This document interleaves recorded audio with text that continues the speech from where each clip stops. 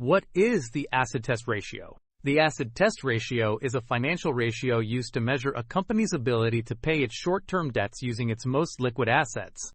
In simple words, the acid test ratio shows whether a company can quickly pay its current liabilities without selling inventory. The acid test ratio is also called the quick ratio. It focuses only on assets that can be converted into cash very quickly. These assets include cash, bank balances, marketable securities, and accounts receivable. Inventory is excluded because it may take time to sell and convert into cash. The formula for the acid test ratio is acid test ratio equals quick assets divided by current liabilities. Quick assets include cash plus accounts receivable plus short-term investments. Current liabilities are debts that must be paid within 1 year.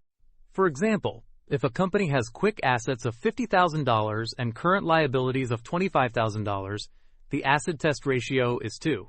This means the company has $2 of liquid assets for every $1 of short-term debt. An acid test ratio greater than 1 usually indicates strong short-term financial health.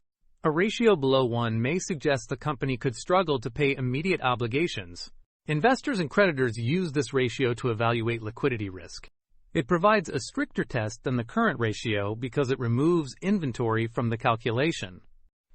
However, the ideal ratio may vary depending on the industry. In simple terms, the acid test ratio measures how quickly a company can pay its bills using cash-like assets. Easy way to remember. Acid test ratio means quick assets compared to quick debts.